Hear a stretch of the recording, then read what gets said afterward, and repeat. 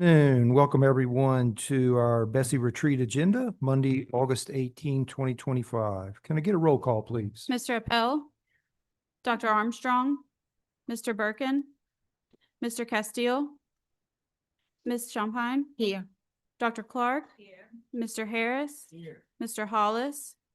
Not present. Ms. Holloway. Ms. Mellering. Here. Mr. Morris. Here. You have a quorum. Thank you. Members, before we get started with our first item, I just wanted to had a couple of comments here. First of all, welcome back to everyone. Hope everyone enjoyed a wonderful summer vacation with family and friends. But here we are. First thing was I just want to acknowledge oops.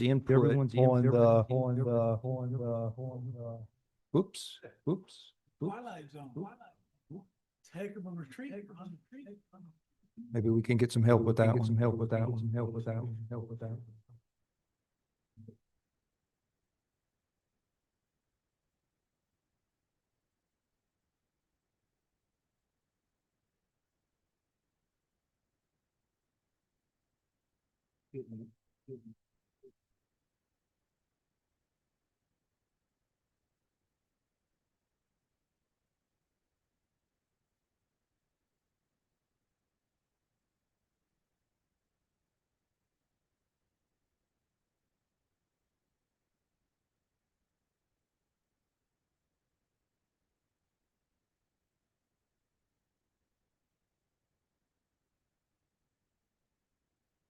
Do we want to try again? I think we're good this time. Let's try it again. All right. Thank you for that. So again, I just want to acknowledge everyone's input on the retreat agenda. Appreciate your feedback at June BESE. Done our best to accommodate your interest. There was also some additional feedback, and so we made best efforts there. But I wanted to bring to your attention that with all the input and the feedback we received, it's not all going to be captured on the retreat agenda today. Some of it will be in your committee agenda tomorrow, and some of it will be in the joint meeting as well on Wednesday. So for example, the foreign language waivers, that item was brought forward. That's going to be on tomorrow's agenda on the AGI committee. Additionally, there was a request made about the literacy update. That'll be AGII tomorrow as well. Another item was brought forward for an update on math instruction. That'll be included in the October BESE meeting. Ms. Holloway had requested a tour of the the LDOE offices. Superintendent Brumley accommodated that request this morning, brought 4 superstars from his team to share with us, and he's going to work with members that are interested in a walking tour as well. Additionally, there was a request made to get more information about how higher ed are preparing our educators. That will be addressed with an agenda item with Board of Regents at the joint meeting. And then lastly, what I have here is there was an item brought forward of interest regarding various council and committee membership appointments for BESE members. And that'll be on that's item 3.1 on the AGII agenda. Again, that'll be addressed tomorrow. So again, made best efforts here to capture all of your comments, things you're interested in. If I missed anything, then please feel free to reach out, and we'll see what we can do to work on it going forward. Having said that, can I get, oh yeah, one more thing. I'm sorry. I wanted to bring your attention. When I opened my mail off the front porch, I saw 9 committee packets that we're going to cover over the next 3 days. So hope everyone's got their battery charged and ready to go. So let's get started. If I could, first item, please. First item on the agenda is item 2.1, consideration of an overview of presentation regarding diligent community, which is formerly board docs. And I had a comment. Okay, can I get a motion, please? Mr. Castile, Ms. Holloway, thank you. Mr. Walker? And I'll kind of set the stage for Shannon Rawson. We were notified probably early part of the summer of a board doc sunsetting and migration to diligent community. We had about 60 days, if you will, give or take, to respond and to go through a crash course. And so what we're going to try to do today is give you an overview, because we understand that it's a new system. It looks differently. It operates differently. And we have been working through the kinks with Diligent Community. It's the same company, it's just a new platform that new way of doing things. And so I thought it was important for Shannon, who has been playing quarterback for the transition to Diligent, to give an overview of where everything is, how it's packaged, and what it would look like in the future. We are still working through credentialing. We're trying to figure out what levels are comparable to what was in board docs. So this is our first trial run, so there will be a lot of hiccups, a lot of miscues. So, we ask that you kind of just bear with us as we go through this new system. That being said, we are all still learning the system, but so this is the login Your mic page. on. It's OIDC. Your mic on. It's on. It's oidc.highbond.com/login. This is going to be your login page. So when I log in with my la.gov email and password. Okay, you can try that again.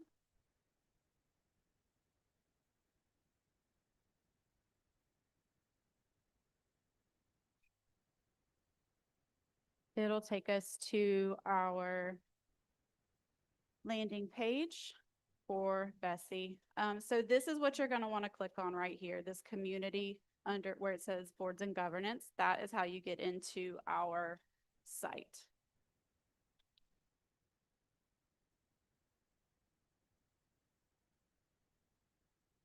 This is our home page. As you can see, all of our upcoming meetings are right here on this little home tab. I actually prefer this tab right here on the side, the little cross or baseball, whatever you want to call it, because it will list them out in order by date and time. So you can find all your meetings right there as well.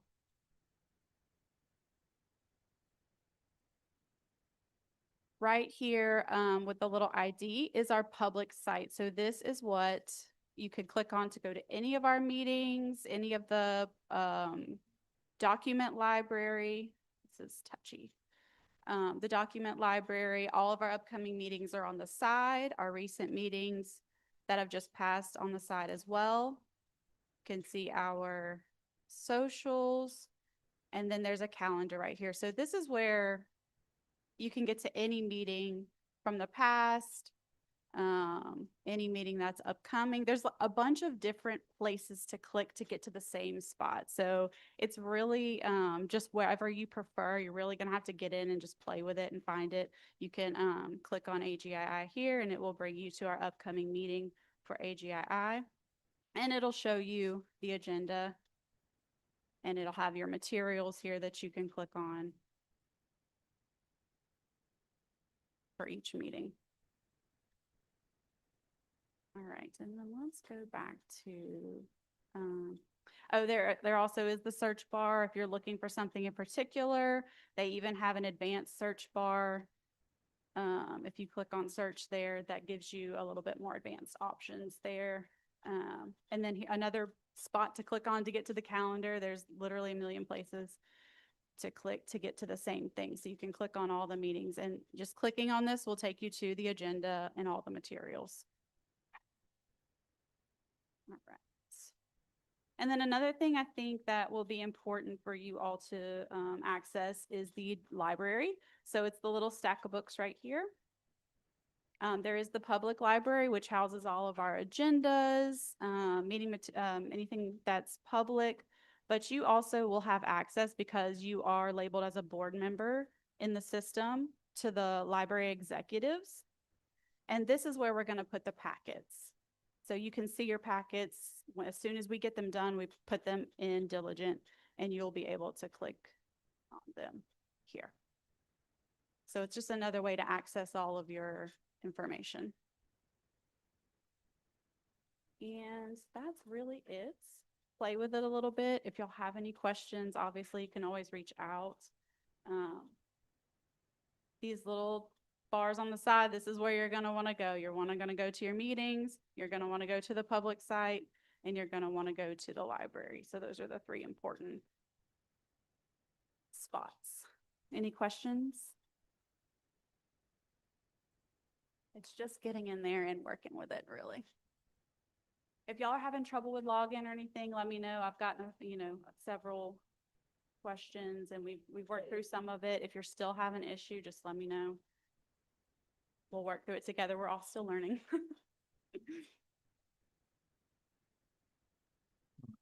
Members, any comments, any concerns, questions? Everybody thinks it's user-friendly and ready to go? All right, sounds good.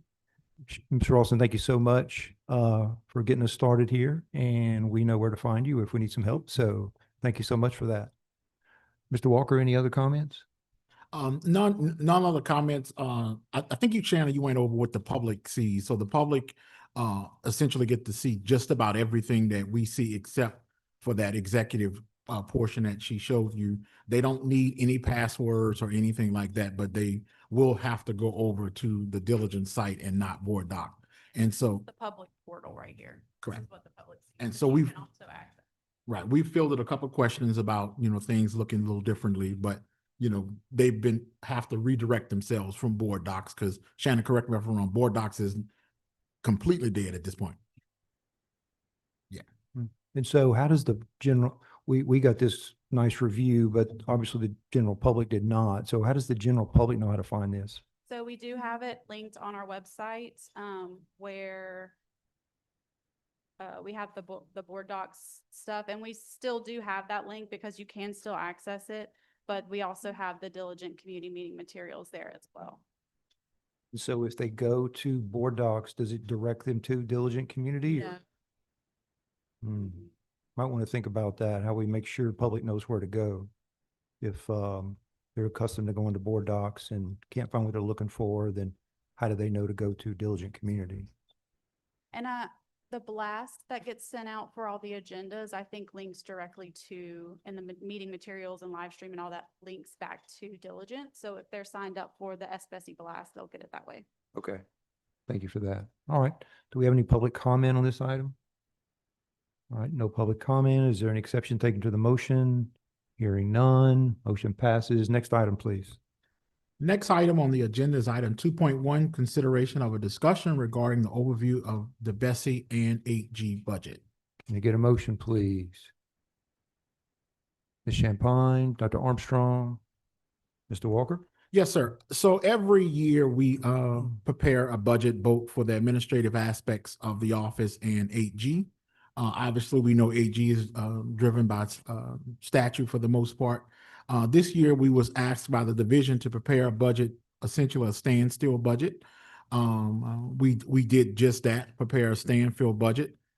They did give us a little increases in certain areas such as per diems, but essentially it's standstill.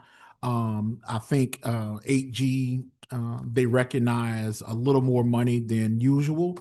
But Darian Martin, who is our financial director, she will go over the particular aspects of the budget and 8G and some of the projects that was funded and how that money is divided up. So, Darian? Good afternoon. I'll give a brief overview of the budget. First, I'll start off with the budgeting process in general. In October of each year, BESE staff will start working on formulating the budget for the upcoming year. Oh, you can't hear me? Is it better? Okay, I have to talk and it's weird talking into it. Okay. And so in October of each year, we work on formulating the budget for the upcoming year, and we request at the October meeting, we request approval to submit the budget to the Division of Administration, the Office of Planning and Budget, and they have a November 1st deadline. Okay. Right. And then once we submit that budget request to DOA, when we in December, we'll present that to you all, what we submitted to them. And then that kind of starts the process. They'll start working on it, and then it'll go through the legislative process. And then and of course, changes could be made at that time. And then the governor, he'll approve it in June. And it's appropriated in July. Am I doing something? Oh, okay.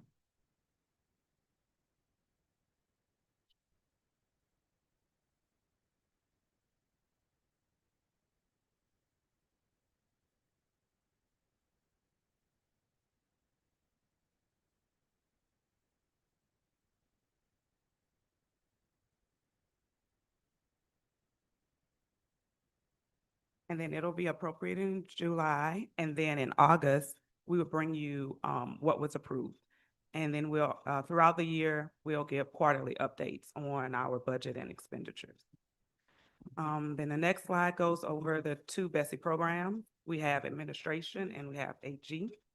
And our administrative funds, they're the primary funds that we use to support the board to help the members carry out their constitutional and statutory duties. And our other funding stream, our largest funding stream is AG, Louisiana Quality Education Support Fund. And those funds are used to enhance education for elementary and secondary schools. And it includes direct expenses to schools and school systems, and also to statewide agencies, mainly LDOE. And we also have a small portion of AG that we use for administrative funds. So under our administrative funds, our program, our main funding source to run the board operations or state general fund dollars. And that's only 6% of the overall budget because, as I said, 8G is the majority of.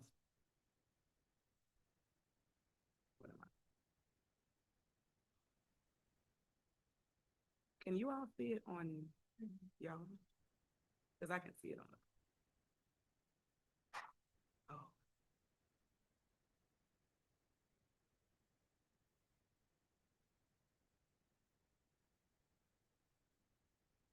Mhm. Okay. There is that the right interpretation? 94% of Bessie's budget is 8G and That's- 6% is general fund? That's correct. Yes. Okay, thank you. Yeah, because the administrative program is only 1.2 million and AG is 21.5. And then within the administration program, our state general fund dollars, that's what we mainly use to fund the office, and that's 6% of the budget. And we also have fees and self-generated revenue. That's a small amount, about $60,000. And that's for properties that we lease out, that those are old Bessie schools that used to be under technical schools. And once we transferred that to LCTCS, we thought all the properties were transferred, but 5 of them were not. And so now we lease them out because we're not using them to nonprofit agencies. And we just collect risk management premiums for them, from them, and then we revert it to offset our ORM cost by that amount. And we used to, it's just wanted to know too, with our administration program, we used to have the Charter School Startup Loan Fund, but this year that funding was given to the Division of Administration for them. And if I could go back and visit the property thing, I don't know if you guys remember, a couple months back, we came to you guys about our plan to try to dispose of some of these properties because it is quite a headache for us to have these properties.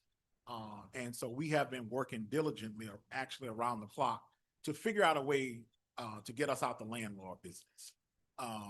One of the buildings is occupied by another state agency, Department of Corrections. One of the buildings down in Jefferson, maybe, came to us and asked that we renew a 30-year lease. But the main concern is the buildings that are no longer in use, and those are abandoned buildings, essentially. And we have spent not a lot of money, but we have spent a considerable amount of money within the last month to board up and secure a building in Natchitoches. And essentially that building was a Head Start. It was one of those old Votex buildings that should have went over in the transfer to the technical college, but somehow it stayed with Bessie. And Natchitoches stopped using the property. Unbeknownst to us, the property became very eyesore, a public safety issue. The city reached out to us, and we've engaged Amanda at the AG's office. I say all that to say it has been quite a headache dealing with those properties, what I call legacy properties. And I think we have 5 or 6 of them at this point. Yes. And essentially we're the pass-through. The rent is the ORM premiums. We're not making any money off them. I think it's actually costing us money because they're spending so much time. I'm spending so much time. And like I said, we just had to spend $15,000 or $16,000 on putting up fencing, plywood, bolting doors shut, because ultimately those buildings belong to BESE. Ultimately, we are responsible for them. We've identified a individual, a group that is interested in buying these buildings, but with everything, because it's state property, it has to go through the legislative process. We attempted to have one of them go through the legislative process this session. We didn't get everything timely done in an expeditious fashion. It requires an appraisal and all of those things through the state land office. So we're crossing our fingers that we have two properties perhaps that we can send through the legislative process that we would divest ourselves of ownership of those properties. I bring that to everyone's attention because I believe a member or two have gotten calls about the properties. It is at the top of our radar. We are dealing with them in the best manner that we can.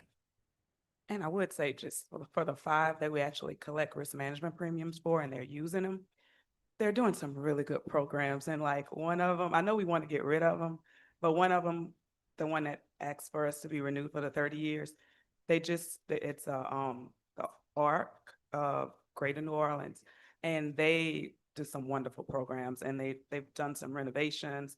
And so in order for them to do some improvements to their main building, they had to get another lease from us, because all we charge is our risk management premiums.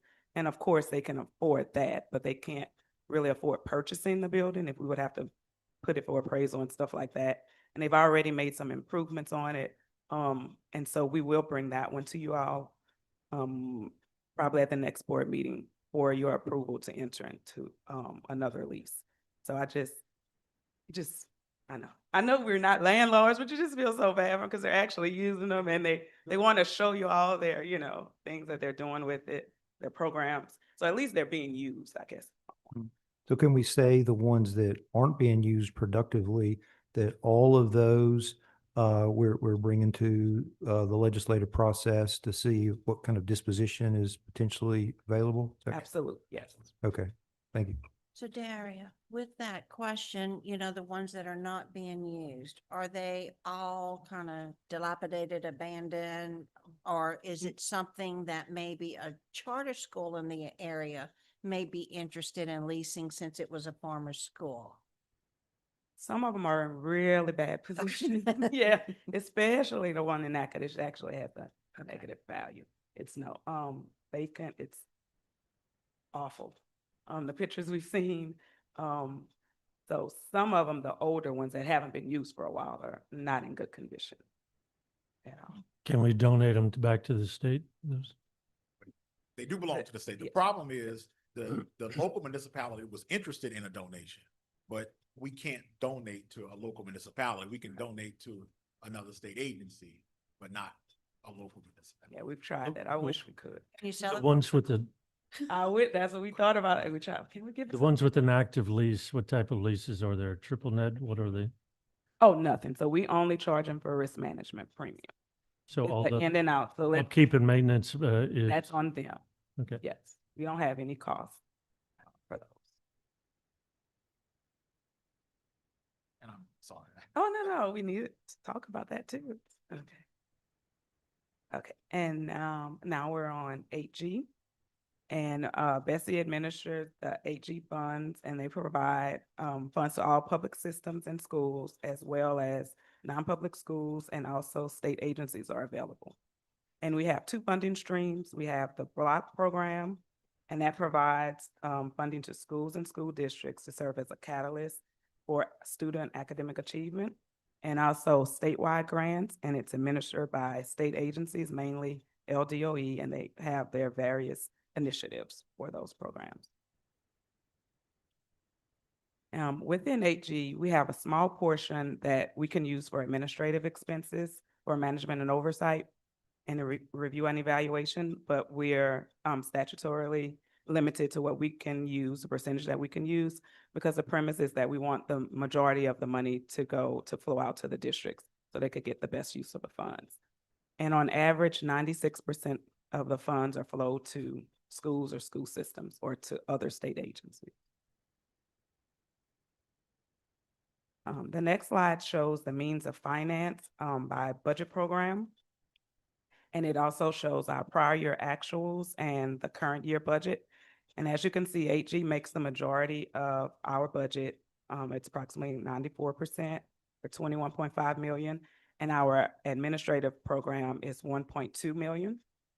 And then within that, we have the fees and self-generated revenues. Some examples of what we use for administration program out of the 1.2 million. The majority of our expenditures, about 86%, are for salaries and benefits, board member compensation, per diem and travel, and fixed overhead charges that to IAT agencies that we just have to pay, like building rent, legislative auditor fees, and things of that nature. Then we have travel. We have a small amount that we use for travel, operating services, and supplies. All of those make up less than 10% of our budget. And they're used for things like staff travel and board travel. And we also pay non-public school commission members travel. We pay operating services for different subscriptions, such as board docs, and it's diligent now. I have to get used to saying diligent, but we do those subscriptions. We pay for like mailing fees out of operating services for board packets, phone services, copy rental, just basic administrative expenses. And we have a small amount that we use for supplies. And within that amount, we also have to, that includes snacks, drinks, and meals for board meetings, as well as general office supplies. And then about 19% of our budget are to IAT expenses, and those are the costs that we pay to other state agencies, like risk management, legislative auditor, building rent, all of that comes from that category. Gary, what's historically, what have actuals been relative to the budget? Or do we typically underrun or overrun? Yeah, or? we typically, for admin, we typically have about maybe 5%, 5 to 6% that we haven't used, but it's typically pretty much close to the budget. Okay, But funds, you know, it's kind of, and you Oh. spend it or you lose it, right? that's it, yeah. Got For it. that, Okay, thank you. yes, you're welcome. Oh, and I did want to mention too with admin, we were able to finally get fully funded for board per diem, because normally for the last several years, we were capped at 60,000, but now we're funded last year at the full, for this year. They gave us the full 115,000 for per diem. It's not as good as having a salary, but at least we were happy for. So the does increase. that raise the per diem or? No, it doesn't raise the per diem. Oh. So that was, I know, no, it just means that we actually have the money now to pay y'all if y'all will claim all so it's still 178 a day. But even though it was 178 a day, we were capped. So if everybody tried to claim all their per diem, we would have had an issue. But we know some members don't claim everything, and it kind of balanced out. But, you all were entitled to, and, if that happened, we would have moved money around to make sure we would fund it. But So- it's good to have it in the actual category that it's needed. Right, so And I'm the out. so the rate is the same, but members need to appreciate that there's opportunity to make more visits that would, the per diem would apply. Is that the right interpretation? That's correct. So each member we pay for all of the regular board and special call meetings. And then you have 36 additional days outside of that. And then the president has an additional 12 days. So we could fund all of those now. Like in the past, if everybody would claim the extra 36 days, we wouldn't have had enough in that category. We would have had to do a budget adjustment. Got it. Thank you so much. You're welcome.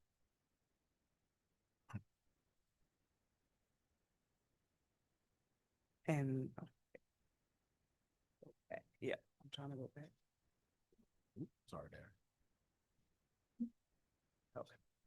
And now we're on 8G expenditures, some examples. So for our administrative funds, that's the one that's statutorily limited.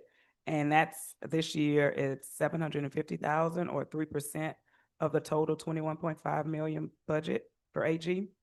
And out of that 750K, we spend money on 100% of the salaries and benefits for 3 members that we have dedicated to AG, plus percentage of everybody's salary, is partially funded with AG, a small part for the general fund staff, but it is part of it. AG helps with that. And then we also have a small amount for operating services for travel and training, supplies. We have a small, like $1,000 for supplies for that program, and operating services, like for the grant management, our system, it comes out of the admin money. And then we have in the other charges category, out of the admin portion, we contract with AG evaluators for the program, and we pay their payments, come out of other charges. And they do the programmatic side, and then we have an auditor that does financial reviews, and her travel is paid out of that. So what's the $11 million for? Okay, the 11 million, so what I was talking about just now was admin, so that was, but the 11 million for other charges, some of it is like the evaluator payments and the travel for our AG grant auditor, but it's also the flow-through payments to the schools and the school districts and the non-public schools. All of that comes out of other charges. Got it. Yeah, but out of just the admin part, it's just like the evaluator travel. Got it. Thank you. You're welcome. And then our IAT for admin, we pay a portion of those fixed overhead costs that I was explaining, like the building rent, risk management, all of that. A percentage is paid out of HG admin to help the general fund.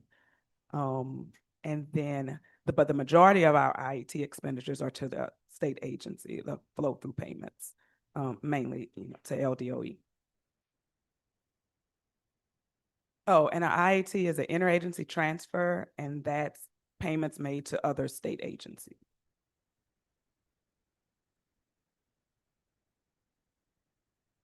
And the next slide, which shows some of the programs that we, what shows the statewide programs that we fund for the current year. Those programs were approved in June, at the last meeting in June. And the block grant programs, we couldn't put them up there because we're in the process of approving those.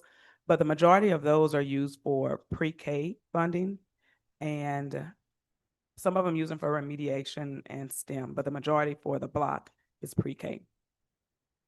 And if you want to, I have a handout with a description of all the programs that we fund now, so I can provide that to you all. But that's mainly what we've done for this, for that part. And then as far as building the budget for the upcoming year, so in August during this meeting, the committee meetings, we'll have the HG public hearing. And that's where the public can give their comments on what they think that we should fund or how they feel about the program. We'll receive those comments. And then we'll take that, then the BESE executive director and AG staff will consult with the president and any designees that you may have regarding recommending for setting the program and budget for the next fiscal year. And then once that is done, like when we submit the budget request in November, we'll have the amount for the total budget. And then at the December meeting, we'll have the general categories that we will spend, that we're proposing, and we'll have that for your approval. And I just wanted to note, I'm pretty glad, so the way HG is funded, we're not giving the money upfront, everything in advance, but we've been doing really good I don't want to jinx it, but we've been having some really good reports with the revenues. And when I check the current amount in the balance, it's 20.8 million. And so we're almost able to fund the entire, like the $21.5 million budget now, which we hardly are ever able to do that at the beginning of the year. We typically may start with 5 or 6 million in, to start off with, but we get monthly deposits each month. And so we have to build based on a bunch of estimates. We use the state treasurer's estimate that he'll give us, and then we kind of look at what we've been receiving and expending to formulate the budget. But I like it that we at least have the money, more money than we've typically had. So we're seeing increased oil and gas revenue royalties. Is that what I'm hearing? No, that's the thing that's not changing. Oh, it's the and return on, actually, it's the yeah. return on the investment then. That part. And I think the treasurer, they've been selling some investments also. I don't know the specifics of everything. Mhm. But I do know that the oil and gas revenue, the little out of the portion that we receive royalties from, that's dwindling because they're drilling further out. But we have been receiving more money on the investment side. So Mhm. that's good. And I don't know if, and this is something we can talk about when we get ready to build the budget. But I know at one point, some members wanted to maybe try to get the competitive piece. We may have a little bit extra money now if we want to do something different, or if you all had like a specific area that you wanted to focus in, something that we could do like on a year basis, not Mhm. anything that we would sustain, because of course, we're not guaranteed the money each year. But we can think about something like that, just trying to do something a little different with. Mhm. What would be our deadline for bringing that to you? Okay, I would need to know in like mid-October, because the budget is due to to DOA on November 1st. Okay, So if so we, by October, we could bring it to October BESE, then, that's what I'm hearing. yes. Okay. Think everybody got that? Okay. And I think that's all I had. If you all have any questions. Okay. Any questions? Well, okay, well, I have one, Mr. Walker. I think the elephant in the room is there's going to be an election in April, right, with regard to potential impacts to 8G. Can you share with the board some insight there, what your thoughts are?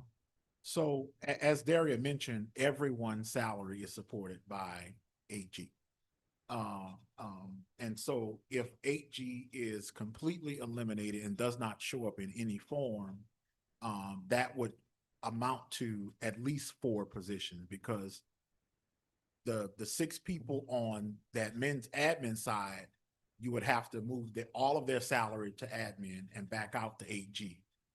And so just Daria and I talking and looking at the numbers, if it eliminates completely and doesn't show up in any form, and I know that's talk about, it showing up in a modified form, but at least 4 positions would be eliminated. We would have to look at the building rent and RM payments, and all of those things would come into play if the elephant in the room actually happens 100% without any sort of 8G funding at all.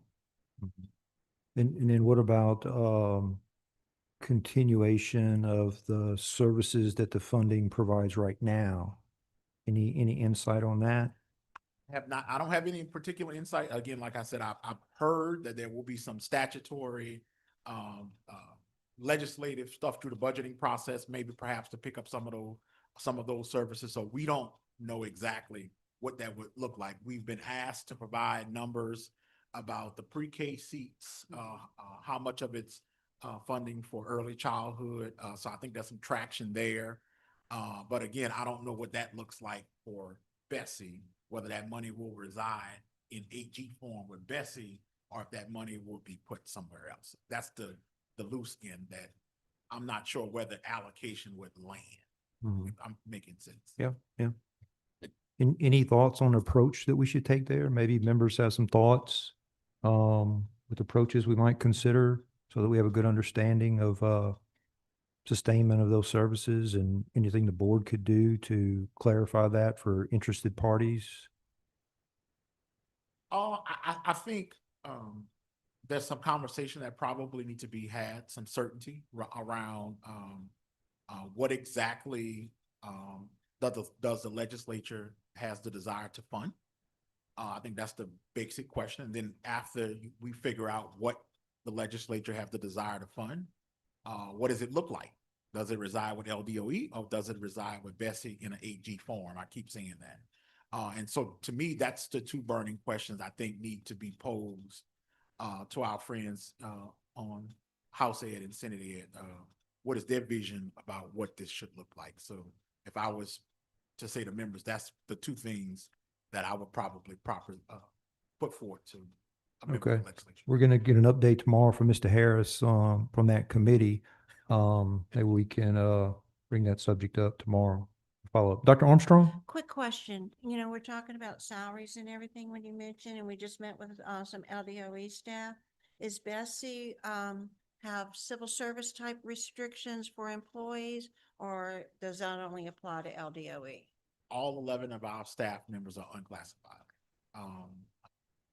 Previous, BESE had about half of its staff probably was, classified civil service. So we use the term classified, unclassified. Mhm. Unclassified are just regular employees. Classifieds are civil service. We don't have any civil service classified employees. Okay. Members, any other questions? All right, Derry, thank you so much for that update. Thank you, Mr. Walker. Do we have any public comment on this one? I think this is actually purposed to provide an opportunity for the public to make suggestions for AG funding, as I understood it. So, That's tomorrow. sir, That's tomorrow. that's tomorrow. Okay. All right. They're free to provide comment. Got it. Got it. But we have no public comment right now, as I understand it. Okay, great. All right. Next item, please. Next item is 2.3, consideration of a discussion regarding the BESE Bridging Success Tour. All right. Can I get a motion? Dr. Clark, Ms. Holloway, thank you. Mr. Walker, I believe you have this one also. Do. One of the main things that I was tasked with doing when I got here is figuring out a way to create a tour of some sort, and to cover two things, to let the public and the locals know what BESE is and what it does, and to roll out our new accountability piece about work-based learning and opportunities for collaborations and just bringing together all the parties in the room. And so we hosted our first one, and I want to thank Mary Beth, who I saw in the back of the room. She's left. We hosted it at Lobby, our first tour. I will be the first to tell you that it was a work in progress. It wasn't the most perfect thing, but we learned from it. And each of the tours, we learned something new. And so I'll jump right into the slides. We launched the statewide, we called it Bridging Success Tour. And as I mentioned, it was designed to promote a collaboration between the school system, business leader, and economic development organization. And each stop looked a little different. Some stops, the school system led the stop. Some stops, the economic development group led. And in some stops, the business community led. And I think each of them had their level of productivity based on the region that we landed in. The goal was simple, right? Just to get to the locals and explain work-based learning, internship, and all apprenticeship opportunities that's across the state. And one thing that was glaring in some of the lessons learned is how disconnected some of the school systems were to the local economic development districts, the local workforce needs. It was interesting to see the collaboration happen on the spot in some of the rooms that we were in.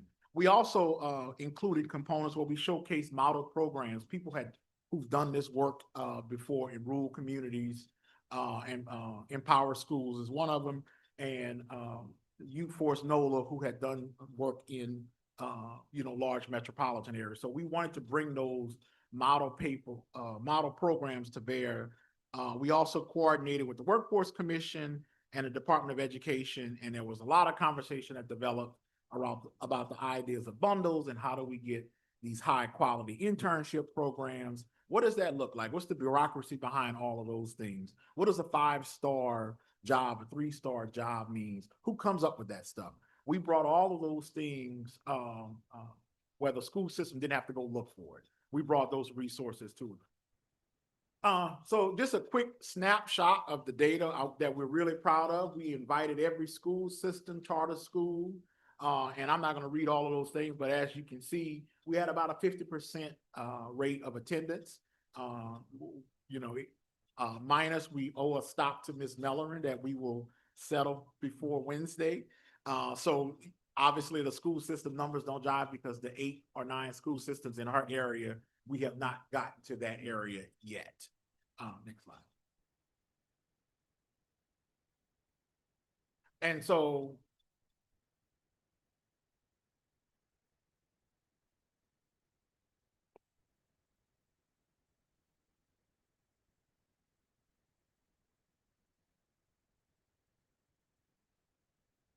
And so total, we invited a little over 1,000 people, a little over 600 registered, and about 536 attended the event. So as you can see, we yielded about 50% of the invites, and almost about 75% of the people who registered actually showed up.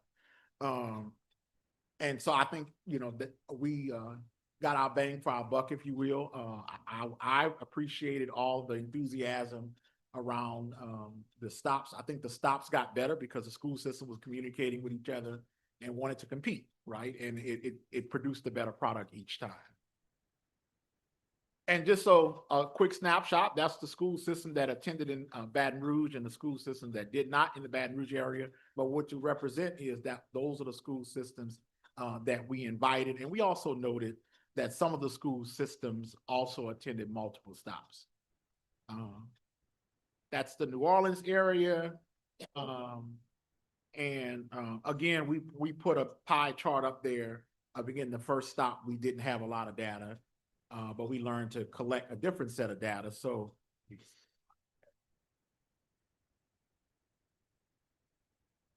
we wanted to show you who was in the room. And as you can see, a little over 26% were business and industry leaders. A large portion of it was school personnel.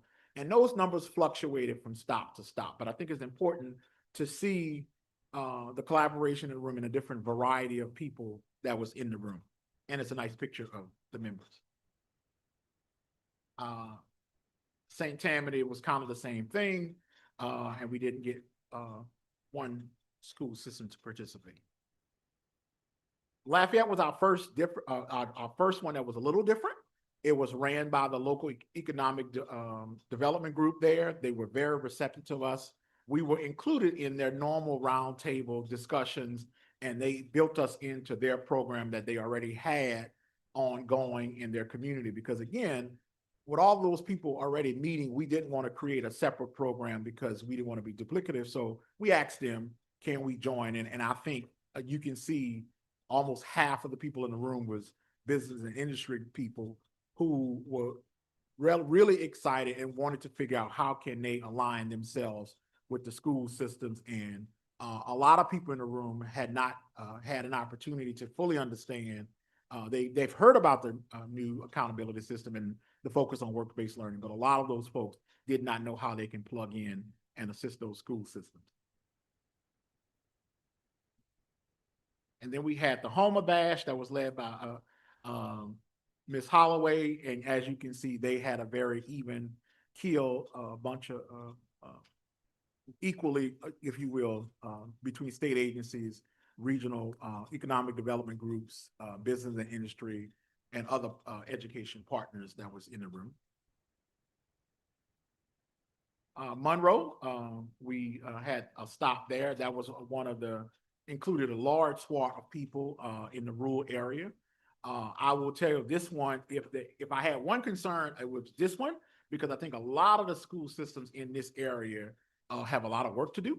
I think a lot of them was in the beginning stages of implementation versus in the other stops that we had made, they were further along in the implementation process. And a lot of those school districts, rural school districts, will need some intensive help along the way, because they just didn't seem like they were as far along as the other school system that we had visited at the prior sites. This was Alexandria, and the same with the pie chart, it was pretty even. This one was led by, and their name is evading me. It was the local Archer group. They led this operation and assisted us with bringing all of those folks in the room. They were a great regional economic partner. I understand that they've helped the local school systems in the region where they took the lead in developing the bundles, presenting the bundles to LWC and moving them along in the process. So that is a model implementation program, if you will, where the regional economic development group kind of took that from the school system and said, let us lead it. This is our area of expertise. And I think they have had a lot of success with their model and their approach that they've used. Well, one thing that really stands out to me, apparently Mr. Harris was able to get 2 stops. Well, yeah, thank you, Sharon. But thank you. But to add to that, I think we need to go back to Monroe. Pick, if you don't mind. I think Mr. Harris needs a shout out. I was so impressed with his area with so many superintendents there. They had the most representation, and it was such a great dialogue, right, Lance? You did a great job. They did. Thank you. That was good. Anyway. all want to come see me. Senator Appel? Thank you. A couple of critiques. I don't think school systems was our target audience. Correct. And I think we're making a mistake if we're patting ourselves on the back because we got school systems there. Our audience was business. Correct. And in my mind, school board members. Now, maybe some of those school system, the orange colored pie chart people were school board members, but I know I attended 3 or 4 of these things, and maybe one of them had a fair turnout of school board members. The rest some cases had none. That's correct. Like in New Orleans, we had none. I think one person showed up for a little bit and then left.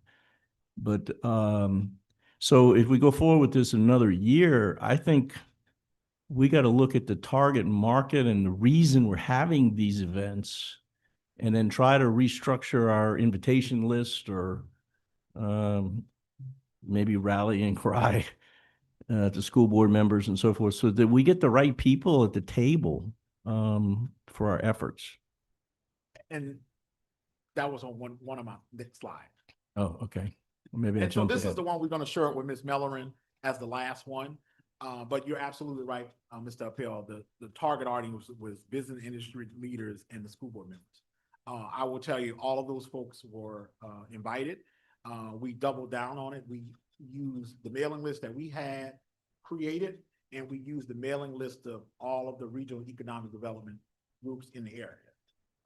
For instance, Geno Inc. was very helpful with us, that sent it out when we were here in Baton Rouge. Lobby sent it out to their listserv, so we utilized, but as one of the after actions, lessons learned, we need to double down. Yeah, well, maybe again, I'm going, if we're going to redo this in the future, maybe we needed some kind of a phone banking operation of volunteers within those districts that can physically, not just mail something, but physically call them. If a friend of yours calls you and says, look, come to this event, they're gonna respond positively. It's just something we got to look at going forward to make sure that we hit that target market. Yes. Thank you. Mr. Castillo? Thank you, Mr. President. This may be for Mr. Walker or anyone. I'm just curious, in light of these tours, what are we seeing in terms of outcomes? Are we seeing that school systems are saying this is great because of the connections with chambers, businesses, industry, that they're now better able to partner with school systems to support them, particularly in light of the new changes that we made to the accountability system to incentivize school districts to work more closely with business and industry. Are we seeing that happen as a result of these tours in any way? And again, it may not be just limited to you. I'm just curious. So anecdotally, I think yes. But as I mentioned early on, I think the school systems are at different implementation phases. Mhm. I think some school systems, for lack of better words, that was their first brush with industry and business leaders, and the light bulb was going off in the room. Then you had some that was well entrenched. They were all humming at $100 an hour. And then you had another chunk that was fully engaged with the department and Jessica Valalunga's team and getting their implementation going. So if I had, that would be the 3 buckets that I would put the school systems in. And ask the superintendent probably the same question. I'm sure he has some insight. Yes, sir. So we meet and we track weekly internships that we've secured or helped secure as a state agency. And my last update from our team, Dr. Singleton's team, We're around 1,200 internships that we have secured for the upcoming year, and that's just as the agency. That doesn't include all of the internships that the LEAs on their own have secured. So, as we said from the beginning, we did not have an expectation that in year one, 100% of students on the CCR track would have an internship because it'll take some time to scale up. But we feel good about the 1,200 we've secured, and we will continue down that path with relationships with companies throughout the state. And anytime I have an opportunity to address a group, that's one of the asks I make is, look, if you're a business or industry in the room, consider taking on an intern. And our office is willing to follow up with any business or industry or economic development group around that. So you can't say it was just this event or just that conversation, but we've secured about 1,200, Are these all paid internships? all paid. Yeah. What about apprenticeship programs? You have any data on that as well? I would have to get back with you on that. But we're really excited about apprenticeships via our Fast Forward program, which allows students to, in lieu of the traditional high school coursework, go and take the coursework for an apprenticeship and then duly graduate with an apprenticeship and a high school diploma. So that to me is one of the most exciting things that we're doing. We have some electrical partnerships in North Louisiana. I know we have some pipe fitting around the Bayou region, and we have other apprenticeship programs that are taking place. We have some nursing around Greater New Orleans, so those will continue to develop. Great, thank you. Superintendent Brumley, when you mentioned the number of internships that your team has secured, so these are internships in other parts of the state. You've made direct contact with them, and then you shared those outcomes with the local school districts. Is that how that's working? So our team, one of the functions of our career and college readiness teams and some of the shifts we've made there organizationally allows for that team to focus more on being in the field and having conversations face to face with business and industry. So like I'm getting, weekly feedback on this particular company. We met with this particular company. These are the amount of interns they're willing to commit paid. And so then we try to make a connection between that particular business and then a local school system. But keep in mind, like I don't think that our work on securing internship, I view as a supplement. The real work is the local school systems and school boards securing that with their local business and industry. We're just, in my mind, we're just a supplement to that. Sounds like you're setting a great example for what potential's out there. So thank you for that. Mr. Castillo? Just to follow up in terms of timing, when should we expect to get some data in terms of the number of internships that are being secured by schools? I know that's going to be produced at some point. I was just curious as to when. That's going to be a Mr. Lambert question in terms of data tracking, and we're happy to follow back up with you on that. Sure. Yeah. No problem. Okay. Any other questions, Mr. Berkey? What would you say, Dr. Brumley, the increase in those apprenticeships or internships over last year or last couple? That's not even close to a comparison. We had handfuls of apprenticeships and 100 or so internships, and this is exponentially different. Dr. Armstrong? So No, go ahead, finish. as a follow-up, I'm nothing but keep going north from here. I'm just going to keep growing. Yeah, and in fact, what we intend to do after we finish this first year and get a better sense of the total number of internships completed in the school systems is show you kind of where we were prior to the accountability shift versus where we are today, and what that equates to in terms of the amount of students who participated, the number of businesses that were involved. And so we intend to, after we get this first year done and these internships counted, to be able to present a report to you. Dr. Armstrong? So my question is, if we are going to continue this, or if we're going to do some regional follow-ups, okay? I would find it, this is just personally, I would find it helpful that if we clustered some of the areas, for example, you know, one day is New Orleans, maybe the next is Lafourche. Maybe, then we wait a while and then we cluster, maybe Alexandria, Monroe, Shreveport, so that those board members that try to make multiple tours or multiple meetings are just right there instead of going back and forth and back and forth and back and forth.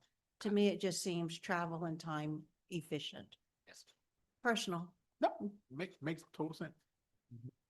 All right, thank you for that. Any other comments? All right, Mr. Walker, ball's back in your court. Yep, and so some of the things that we're thinking about and tossing around is just that clustering, right? I've seen a lot of the bundles where the regional school system have gotten together with their economic development group and came up with a bundle. I think those are the type of things we need to create as toolkits, right? If the New Orleans area has created a paraeducator experience and has went through the process successfully, Dr. Clark can attest to that. Why not repackage that same thing in a toolkit? Here's all the things that you need to consider. Here's all the documents that you need to fill out. Here's all the letters of recommendation or sample letters of recommendation. There's no point reinventing the wheel if someone that has already had some success doing that, and it could be modified to some other industry. So we're talking about, putting toolkits together, getting contact lists together that people could talk to each other and exchange resources. And then if we do a 2.0 of this, it can be more focused on a particular link in the chain, and that we could focus on a particular thing to help them get over a hurdle that they have identified. After this broad overview we've given them, they've had this year of exploration and implementation. Now we can go back and be more laser focused, if you will, on one or two particular things that is causing everybody heartburn. Dr. Clark, I'm not sure that everyone is aware of your exemplar. Did you have anything you might want to share with the board?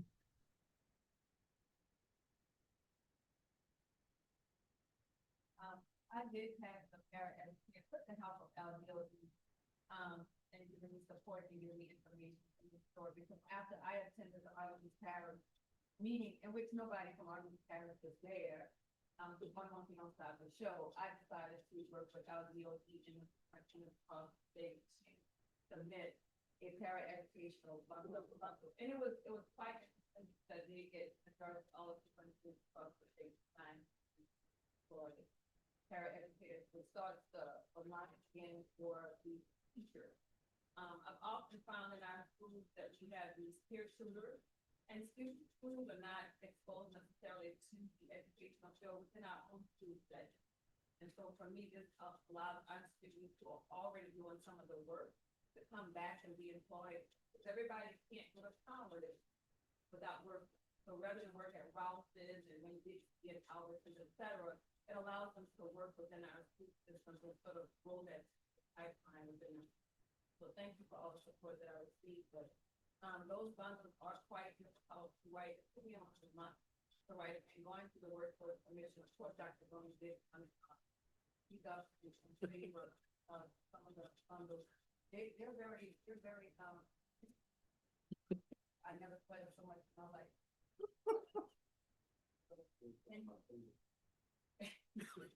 yeah. So, but that is going to be the process, and I have got the superintendent asked me to put together the course progression. And what I'm finding is we have sold a lot that's happening in some of our districts, and that the information is there.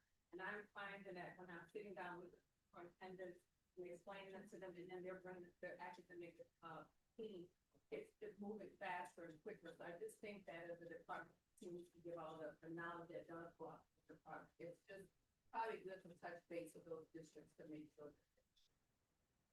Thank you for that. Appreciate that leadership on your behalf. Superintendent Brumley, do we have an update on the number of bundles that have been approved?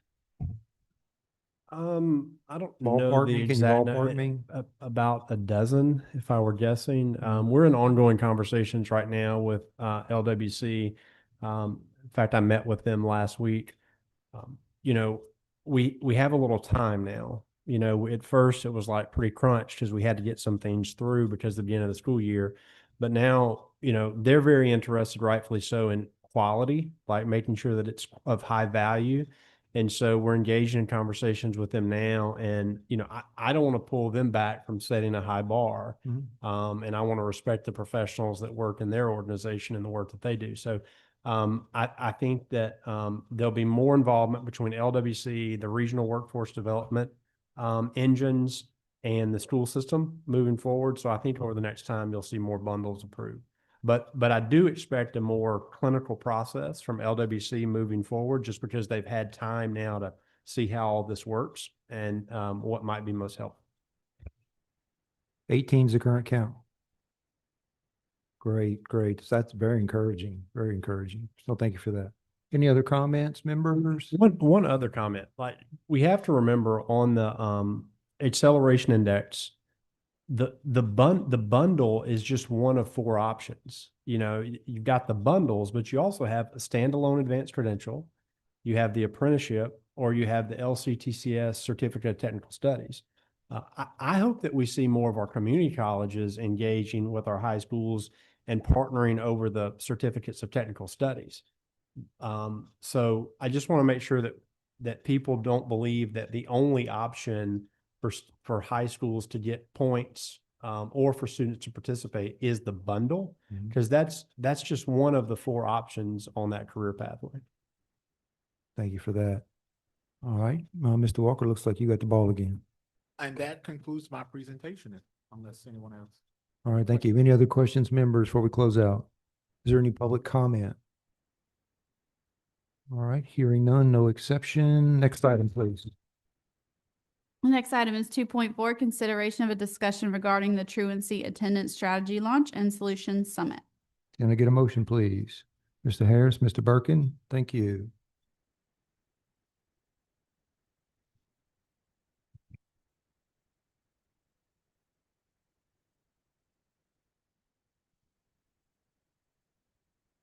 Physically or mentally? Superintendent Brumley? Mr. Birkin mentioned he was going to be absent from this presentation. I was curious if that meant physically or mentally.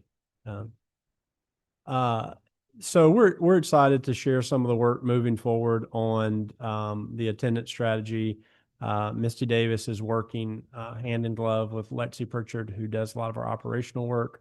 And I feel like, we have a good initial plan, and it has levels of support from Universal all the way to more comprehensive support. So Misty, if you don't mind, share with the group this presentation. All right. Am I good on mic? All right. Well, thank you for having.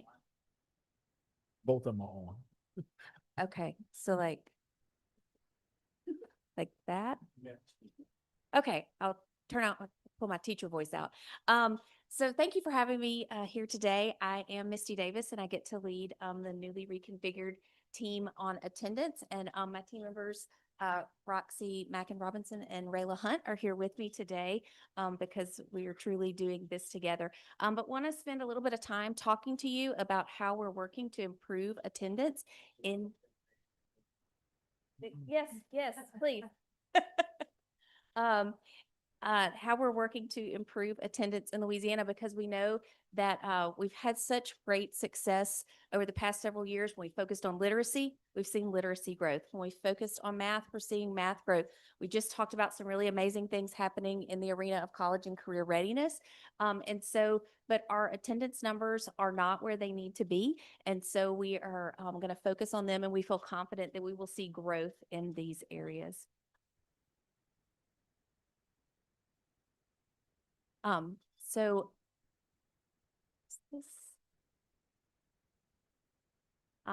Okay, sorry. Looks a little different than the deck that I had shown. But so we have 2 key metrics that we are focusing on with absenteeism, and those are chronic absenteeism and truancy. And so we want to make sure that we're all on the same page about what these definitions are and what we're looking at. And so chronic absenteeism refers to students who are enrolled at least 10 days and are absent 10% or more of those days that are enrolled. This does incorporate all absences, including excused, unexcused suspensions, or expulsions. So this represents any missed instructional time. whereas truancy is when students hit the threshold of 5 unexcused absences or tardies within a single semester. And so truancy has some legal ramifications and some reporting that is required. But both of these represent missed instructional time. And so we want to improve. We've set some metrics for improving both of these. Is that metric across the state for every district? Yeah, so we're measuring these, we're measuring, we've got state numbers for statewide, but then also each individual district, we're looking at those. Is that? Everyone's on the same page on those two metrics?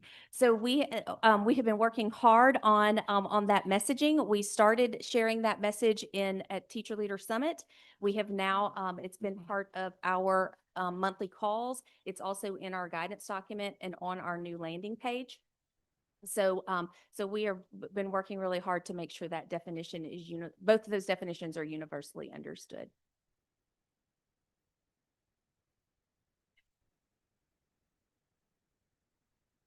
Yeah.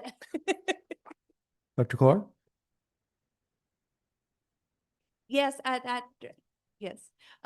So what you'll see here is that we have, we've been keeping up with this data for quite a while.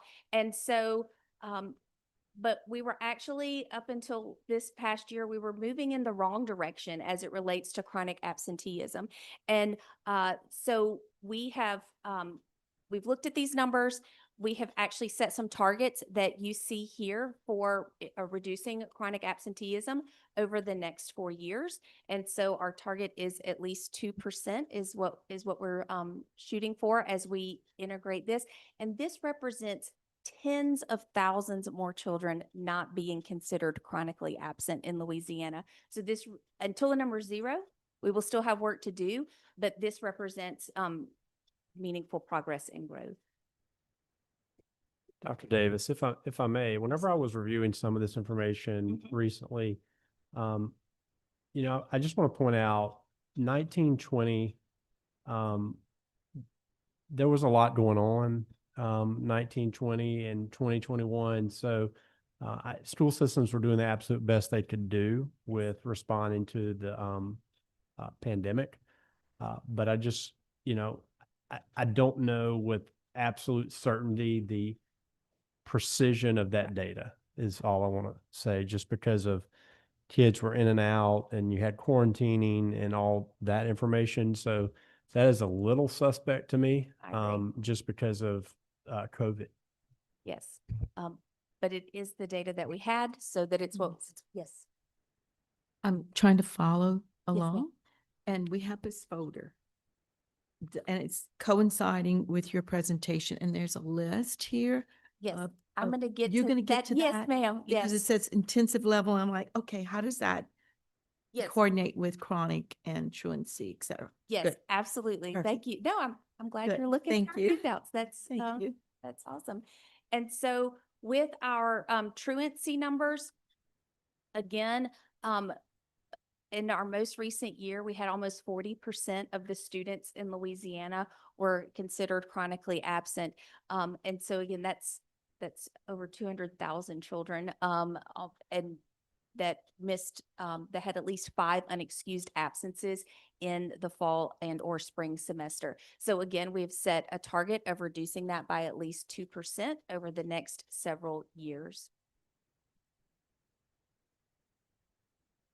I'm going to advance forward. This is not, yes. Mr. Burton? Mr. Birkin? Do you have reasoning behind the absenteeism? Is there a top 3, top 5? Are we looking at that? How do we do better if we don't know why? Yes, so that is part of our work. As we have been around the state and meeting with multiple system leaders throughout the state, there's illness is number one. Kids miss because they're not well or have something. Transportation is an issue that we're considering, but then there's some other there's vulnerable student groups that we look at with housing instability and some of those factors. So as we're doing the work this year, we're really trying to hone in on getting a better understanding of what those reasons for absences are, and then pairing that with research-based interventions and supports that can help students overcome those barriers and improve their ability to be in school. So that's something that we're gathering more information on as we move into this school year, and we're meeting with the systems, because it can look a little bit different from system to system too. Mr. Burton, I think too, it's just there are places within each parish where a bottleneck could occur, or a communication deficiency may exist between multiple governmental agencies. And so that's why I think this work that you all are doing, working with the judges and the DAs and the system together, is really important. Because like Dr. Clark and I have talked about this in New Orleans, in some of the ways that even once they do the reporting, it just gets jammed up, notification of the parent. So I think part of the problem too is just the systems within Yeah. each parish. Some of them are operating, like well-oiled machines, and others have bottlenecks for whatever reason. So I think that as further engagement happens between the DAs and the judges and the systems, hopefully some of that can be resolved. And that's some of the things that we're working with too, as we're going around and meeting with our school systems and the different jurisdictional partners. On the judicial side is what are their systems and processes on the school side that leads up to, if a student meets that threshold, and then what is the collaboration? Because there actually is the informal fence process. That's the first step on the judicial side. That is about support and helping families get what they need to get students back into school and not actually have to go see a judge. And so, but we've been talking with the FENS leadership about what should that collaboration and communication look and sound like between schools and system leaders and those FENS officers that all have the same objective of getting students back into school, right? And so, but then if it does progress on, then what are those next steps and what is happening? But what is the school system continuing to do, maybe as support and intervention while some of those other processes occur? So we've got the numbers. We know that they're not where we want them to be. So what are we going to do about it? What steps are we going to take? And so we have had a new team that was built. We had some shifts from different departments, and we came into existence as a team at the end of March. And we are strategically located across the state so that we can provide boots on the ground support to systems and schools as they work to improve attendance. We have worked to develop a tiered strategy. And so we're going to talk about that universal, intermediate, and intensive support levels from the state to the school systems. But we're also asking school systems to take a tiered approach with their schools and how they address their attendance needs. And then we're asking schools to take a tiered approach towards students based on their attendance needs as well. And we've already alluded to collaboration with key stakeholders. We have been meeting with the Louisiana Supreme Court. We've been collaborating with them on the upcoming Solutions Summit, the different jurisdictions throughout the state. We are in communication with, like I said, the FENS offices, DAs, and then we're starting to focus on other community partners that can work with us to help improve this issue. So we do have the three-tiered support system that we provided, that we've created. And the first starts with universal level of support. This is available to all school systems throughout the state. And so it started with our online information and resources that are available on our Power of Presence landing page. We have also created a strategy guidance document that help people think about how to do this in their context and what the expectations are. And so I think you guys will have electronic access to this. So I invite you to go to our landing page and see the resources that we have available. We've, in addition to the guidance, we've got templates that systems can use and schools can use in implementing their tiered strategy. And anecdotally, we've gotten good response from our systems that we've been engaging with that are working to implement those.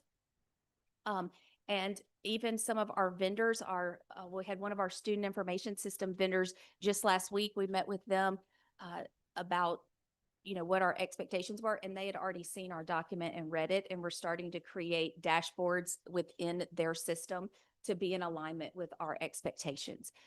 We are providing monthly attendance calls and office hours. We just had they're the first Thursday of the month at 8 a.m.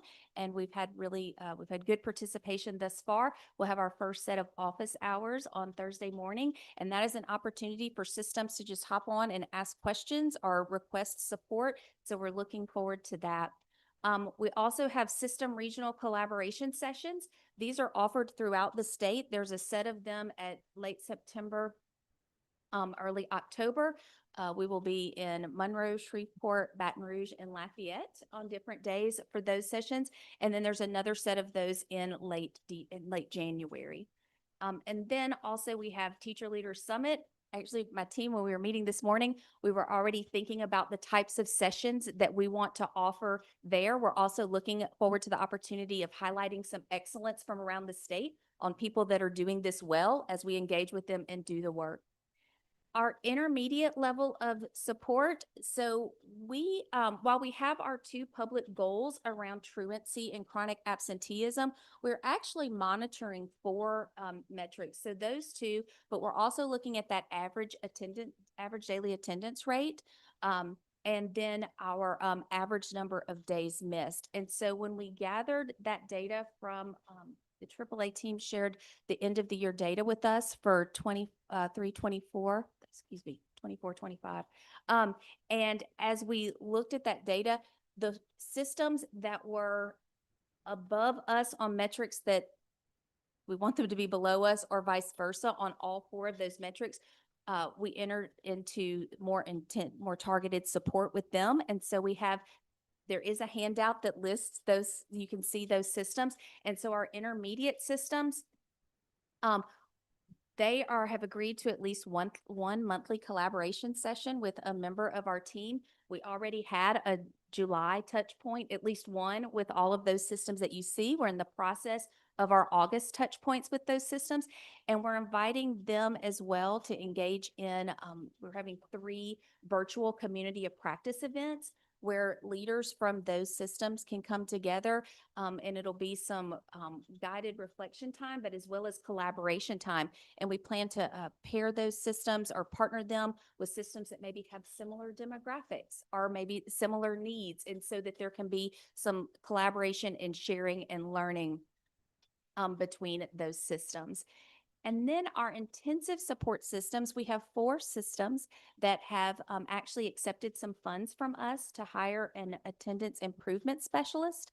And that is a position that is solely focused on improving student attendance in a system. And so those systems, in addition to hiring that specialist, have agreed to at least 2 monthly collaboration points with our team members. And so those systems are, you see a star there by their name on your handout. Caddo, East Baton Rouge, Tangipahoa, and St. Landry are the systems that have agreed to partner with us this year. We have actually, there's some additional funding available in the upcoming super app where some more systems could request that funding. And we're looking forward to we're monitoring data for all of our state metrics and systems, but really looking at what we can learn from these this pilot and see how we can expand those into other areas. Does that answer your questions about the tiered? Okay. So some elements of that universal guidance that we're asking everyone to do, there's just some required policies and procedures that we need everyone to do regularly every day. And so just getting very clear on what those expectations are and how that should be done. Then thinking about if we're going to fix attendance, we've got to have good data, which we've already alluded to, we kind of wonder about some of those numbers from 1920 and 2021. And so we've got guidance for how you should be collecting the data, but then don't just put it into a system. Then what are we doing with it? How are you analyzing that data, setting goals, and then progress monitoring? We're asking you to do interventions, and we'll talk a bit about those in just a bit, but we want to make sure it's working and having the desired impact. We don't want to keep doing something if it's not actually having the desired impact on attendance. You'll see some best practices that we're asking schools and systems to engage in there. We're asking for attendance teams at the system and school level. We've had multiple conversations with different district level attendance teams across the state. People, this has been really well received. They're setting these teams, they're putting goals in place. And so that's been very exciting for us. We're asking, I mentioned earlier, we're taking a tiered approach. We're asking that to be done at the system and school level because research shows that that works. Thinking about family engagement and communication and effective community engagement and partnerships. And then, of course, there's a legal aspect to this. And so following those legal and procedural guidelines that are required. Dr. Davis, Yes. Going back to your comments about data collection and so forth, I know Dr. Clark raised some concerns early on about common vocabulary here, common interpretation, and so forth. Have we, I just want to get comfortable that with regard to BESE policy, have we got all those definitions defined and disseminated and everybody on board so that they understand the common language, or is there something else at BESE's purview that we need to be working? So at this time, we feel good about the definitions that are available. There is a page in our guidance document that is just definitions. What does excused absence, unexcused absence, full day, partial day, habitual absence, and so to try and be real clear, those definitions exist. They're in 741 and they're based on statutes, right?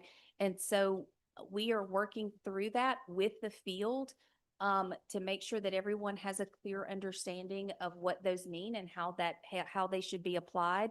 But as we work through things this year, if needs arise, then we're prepared to come to you guys with maybe some needs. But right now we're working on implementing what's actually in place. We feel like there's a lot of good things in place. Okay, so what I'm hearing is the policy is actually in place.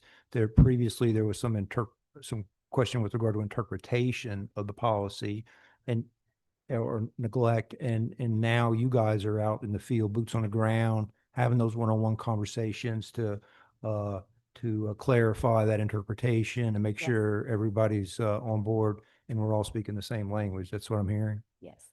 Dr. Clark's nodding her head.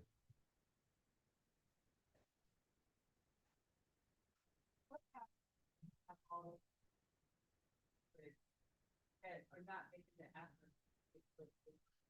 I guess what are the consequences? I know we've spoken about before. For the districts where we don't see any improvement? I think that's a question. So we have, we selected our support systems this year based on those 4 metrics. That was not chiseled in stone. That was what we felt like was our best option for identifying our tiers for this upcoming school year. As we move through this year and we start, we're actively engaging with the work, we're looking at the data that is available to us through EdLink on a regular basis. And if we're seeing issues with implementation, reporting, and data collection, those can become aspects of how we determine who might be qualify for more intensive or targeted support moving forward. But I really do want to say that our systems have been very receptive to our reach outs and to our support. I've had multiple people say, thank you for making this a priority. And so now I'm not saying there are no naysayers, but really I've been pleased with how we've been received around the state. Encouraging. Thank you. I'm not going to spend a lot of time on this, but I do want, every time I get a chance to talk to a group, I'm going to point out that we take attendance every day. It's to be reported from the local student information system to the department every day. At the third unexcused absence or unexcused tardy, there is a written notification and a reach out to parents. And at the fifth unexcused absence or tardy per statute, there is a written notification, and we actually make a notification also to the appropriate judicial office. So we will be following those requirements. As we kind of start moving through our time here, I just wanted to say that when we talk about strategies, we're asking schools to really do some things, best practices. One, they put that attendance team in place, but then that they're actually initiating this idea of proactive strategies, and that's for all students. And I will say this every time I get the opportunity, the number one proactive strategy is meaningful and relevant instruction. Our teaching and learning team does a really amazing job making sure we have good curriculum resources and great instruction. We just heard about what our college and career readiness group is doing about the meaningful high school experience. And so as those things grow and improve, that helps with attendance. But then there's other things that we can do. Are we clear about our expectations? I've been so pleased with how many districts, in response to our messaging thus far, did messages specifically about attendance on their social media or in mail outs and in back to school packets, that every day matters for every student. We've been Monroe City and Washita, even their superintendents got together and did a joint video. I mean, so people are working to get the word out. And that's proactive strategies. Attendance matters, and making sure that that's clear, but also things about students feeling connected and belonging. And then early intervention. So when students do hit that third unexcused absence, what are we doing? We're finding out why they're having trouble getting to school and thinking about what's a barrier and how can we overcome that. Then when we get into that fifth unexcused absence, we start thinking about things more comprehensively. But also, before move on from this, want to point out that these also should apply to students that hit that 10% mark at any time in the school year. Talked to a lot of people and said on day 10, if a child's missed one day of school, in that moment they're chronically absent. We don't want to lose sight of that early. We know that working on this early can be effective.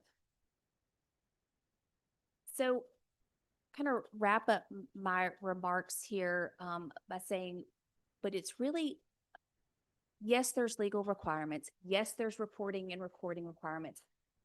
And we're going to take those actions. But it's really about this last column about what supports, what interventions, what resources are we connecting families and students with as they need it?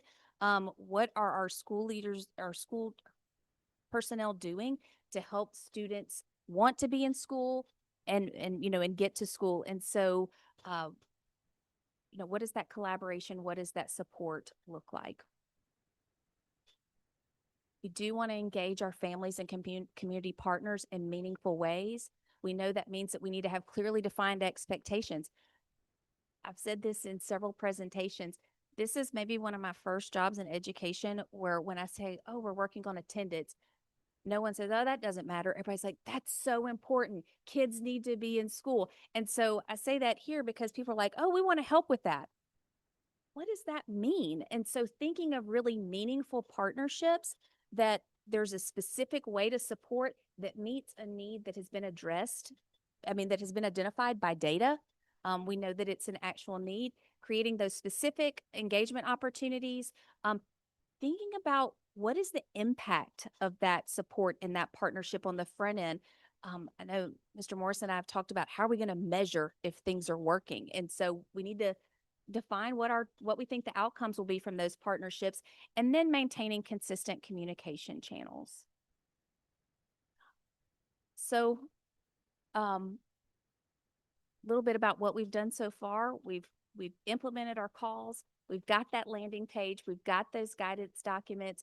We've scheduled our the community of practice. We have been meeting with so many systems and leaders, but also judicial partners across the state. We now have, now that school has started, we have data that we're looking at real time. I got a report today about our systems that have submitted their data and those that maybe not yet. And so how can we support them in doing that? But then also looking at the data and responding to trends as we see them. One of the things that is also in your folder is we want to share with you. We've created a progression of learning that we plan to take people through in the fall if they engage in our different professional learning opportunities. And that is our plan. But I want to be clear that it will be responsive to what we see and hear in the field and data. And as we see needs, we will make tweaks and adjustments to that. But I wanted to share that as our vision for what the learning will look like as we move forward. And those were my comments that we had prepared for today. Thank you, Dr. Davis. Members, any comments for Dr. Davis? Questions, concerns? I had a couple. This board did approve the real-time data reporting for attendance. And so I'm real curious what we're doing with that data, now that we've got it real time. And so I guess my question here is, just again, want to raise awareness for everyone of the September 8th summit. So, if your schedule allows, members, if you could make that summit, your presence there would say a lot. Got a tremendous, response, I think, across the board, judicial system, school systems, everybody's going to be there. So great opportunity to engage. But post the summit, again, going back to keeping the focus on this initiative, what should our board members expect with regard to frequency of updates? We're getting this data in real time. You guys can see trends real time for the month, the week, whatever. And we want to support you guys on this and make sure that we're laser focused on it. What should we expect with regard from updates from your team? Is it once a quarter? What are your thoughts, Superintendent? We can have further discussion around that. Mr. Morrison, what makes the most sense? I know that certainly in the brief that we provide to you all every couple of weeks, I'm happy on occasion to provide information there as well. But we do have a set approved KPI presentation by the month.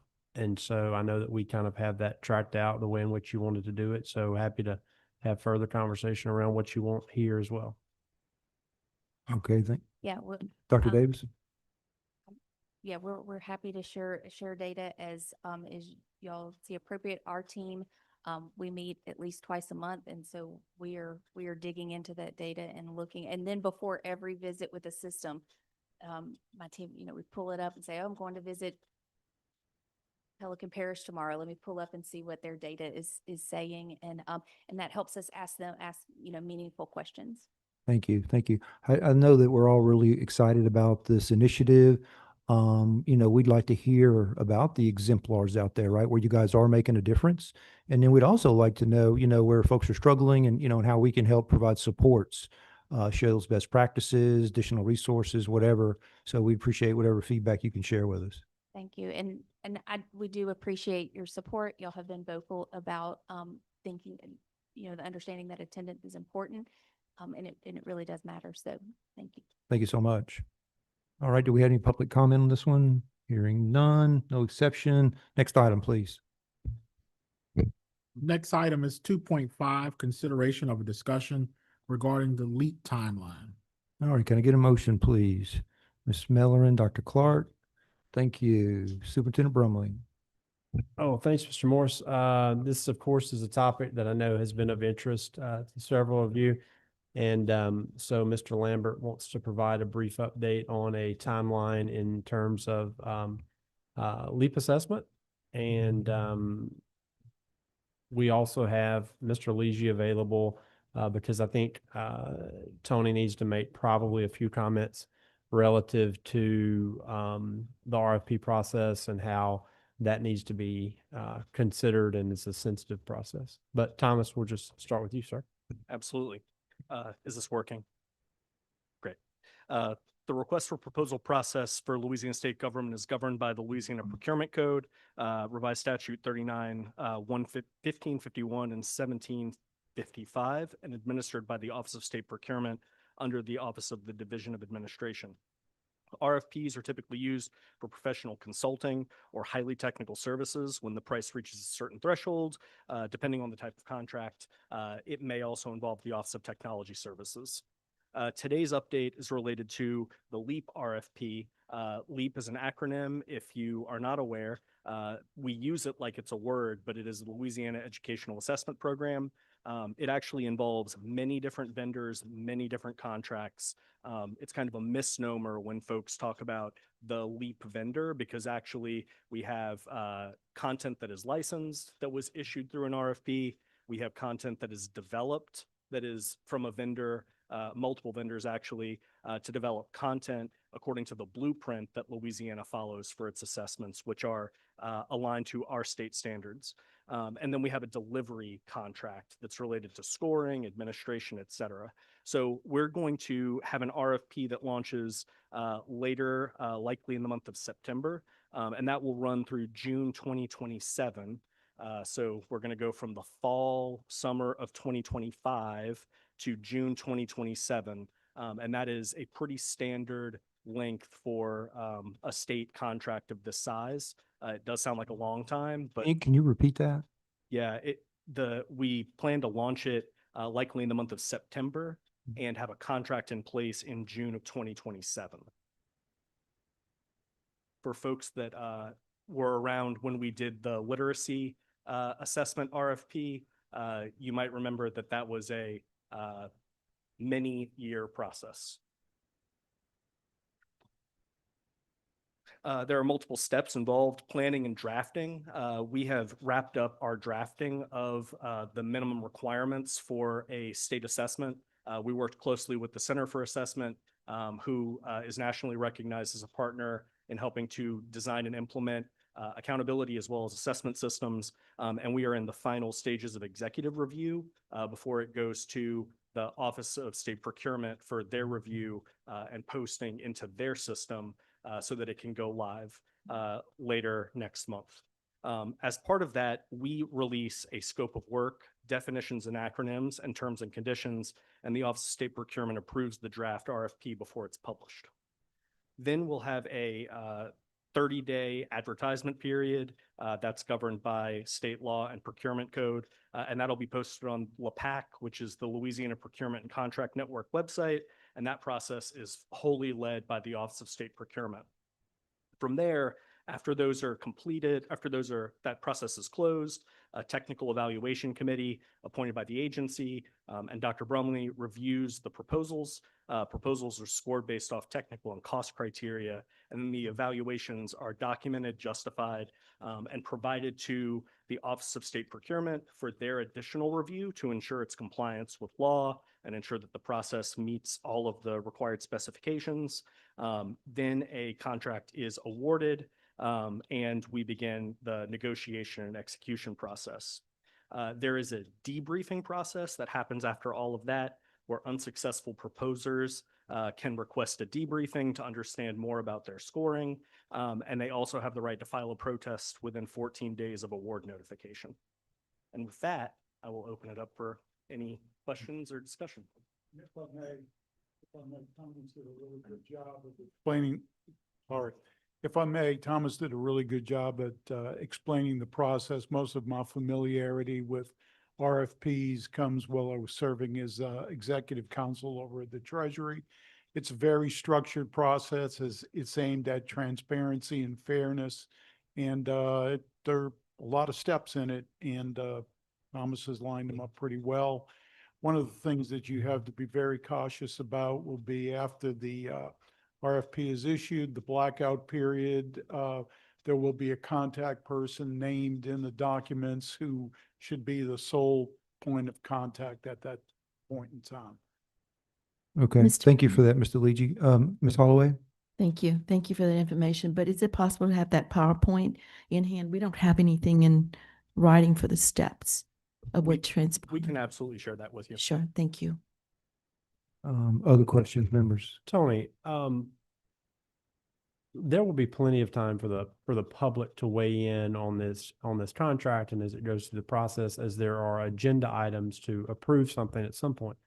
But any advice to the board or staff while you're in the room relative to if vendors make contact with them while this RFP is live, so they know how to handle that, so that they don't create a complication for the process. Yes, you should absolutely not be speaking with any vendors during this process. Again, the documentation that will be sent out will specifically indicate who the contact person is. So that's one of the fundamentals of the whole process, is that everybody is treated fairly. At some point in time, all the questions that come up during the process will be amassed. The answers to those questions will be amassed and published as well, so that all of the vendors have equal access to that information. Senator Appel? Just a clarification, Thomas, maybe, this contact person, whose staff is he on or her? They'd be on my staff. It's on your staff. So if anyone contacts us, we just refer them to that person. We will provide you with the name of that contact person. Okay. When But we that- get closer to launch. So it's good advice. We don't involve ourselves in any stage at all, but by knowing where to go is important. Thank you. Ms. Holloway, you had a question? Well, I was just wondering if they could add that to the PowerPoint, as long as we have that in writing to remember. Thank you. Okay, So thank no you for that. wheeling and dealing, right, Tom? Got it. That's right. Yeah, we Senator Brumley? we stay out of this process too, whenever we go through these RFP processes, just so it is a fair and balanced type approach. But Mr. Lambert mentioned the RFP process for the literacy screener, and I think that's a really good example. That was a process that took a couple of years for us to secure, and now it's the standard instrument used across the state 3 times a year in K-3. But he also mentioned that vendors oftentimes challenge or protest the results of the award. And that's actually what we ran into on the literacy screener, where a vendor that was not selected challenged the process. And so then that starts and triggers a whole new process that we have to work through. So wanted to just raise that could be something that extends a timeline, but just be really sensitive. And I know many of you have been engaged in this type of work for a long time. I'm just calling it out. Be really sensitive in the relationships and the contacts, because one thing could screw up the entire RFP process, one conversation. Thank you. Appreciate that raised sensitivity. We definitely want to expedite this process and have it run as efficiently as possible. Any other questions, members? Mr. Lambert, I got a couple questions.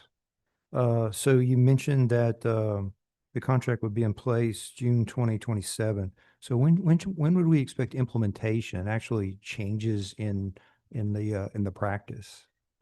That would depend on the responses from the individual vendors. They would put together a proposal of their timeline for any kinds of shifts or adjustments. They would be looking at how to make sure that we have an uninterrupted period of time. We've had assessment transitions that resulted in a year or more without any data on how students are doing. So they would be proposing a plan to ensure that that doesn't occur. So that would be part of their response to the RFP. So contract in place, June 2027, you don't conclude all negotiations whenever you have a contract in place?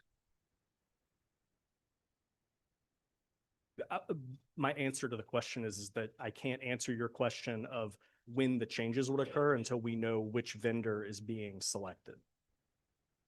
They would propose a plan for any adjustments or shifts to the assessment. Okay, so you sign a contract June 2027 with a particular vendor. Okay, and then you've got to iron out some details with them. Okay, so what would be the earliest, that we could implement something based on past practice? Just get some reasonable expectation for what we're looking for here. Can you just ballpark it for me based on past experience? I mean, theoretically, since it's the first year of the contract, they could make adjustments that year. My expectation would be that they would take a pretty deliberate set of actions over several years to ensure that we don't have massive changes in the assessment that change measurement, that catch people by surprise, educators finding out midway through the year that the assessment is changing is not a way to ensure that everybody knows what is going on and measuring effectively. So my expectation would be that it would not be the same year that you would see massive changes to the assessment, but that would depend on, of course, the responses to the RFP, Mr. Morris. Okay, let me back up. Let's do it a different way. So I think everybody is expecting some kind of change, right? For better or worse, whatever your perspective, but everybody's expecting some kind of change. Can you help me out with that process? How do you, when does the process occur so that we have some appreciation for what's in the RFP for what you're asking people to go bid on? Yeah, absolutely. So part of the RFP, trying to figure out how to be very careful without talking about the exact specifics. We are adopting a continuous improvement approach to assessment, and that will involve any respondent committing to and articulating a plan to gather information from the field and the public about places in which they'd like to see improvements to the assessment. So that will be a part of their onboarding, gathering information from the public about the types of assessment items, the blueprint to the assessment that Louisiana wants to see going forward. So that's part of their work process is to reach out to the public, get input from the public, correct. and then respond to public interest? They would bring back a report to the department for review and evaluation about any adjustments to the assessment blueprint that we're interested in. Okay. So once you get past that point, then what about board engagement? What are the touch points for this board? When should we expect to hear something about the process? So that we have a sense of what's going on, we're going the right direction, how much public interest there is, what area of interest the public is interested in. How does the board stay in tune to that process? Are you talking about the RFP itself, or are you talking? I'm talking about after any the- changes to LEAP. We would certainly bring any changes to LEAP to the board for an update and review. And if policy needed to be changed, we would bring forth policy. So when will we expect our next update on this process? Changes to the assessment would likely Ju- come. Just, yeah, updates on, hey, this whole process, how's it going? So that we understand, so we can respond to our constituents, right? Because obviously we're getting, touch points from our constituents about, hey, I like LEAP, I don't like it, whatever, this is what I want to do. And, we want to be as informed as possible with what information is not sensitive, that we Sure. can share. We are all ears if somebody has a concrete thing they would like to see changed about the LEAP assessment, whether that is an item type that they believe is challenging for students to answer and they think needs to be adjusted because it's not measuring the thing that it's supposed to measure. We are always open to hearing that and understanding it, and potentially making changes to the blueprint on an expedited timeline if it's necessary. So anytime, to answer that question, if somebody does have like a concrete, they would like to see LEAP consider or the state consider having an item type that is different, they can send those to assessment@la.gov and we're happy to look at that in advance. So if I have a constituent call me and ask me about changes to LEAP, then I should advise them to send an email to assessment.gov. Assessment@la.gov. If they have a specific item type, for example, we have multi-select items on the LEAP test. If they want to talk about other ways to measure that same thing, if they have concrete changes that they think need to be made to the assessment program, we're always happy to take those and listen to them and talk about them. Okay, thank you. That's all I had. Public comment on this one? No public comment? All right, no objection. Motion passes. Next item, please. That concludes the agenda. Thank you. We're adjourned.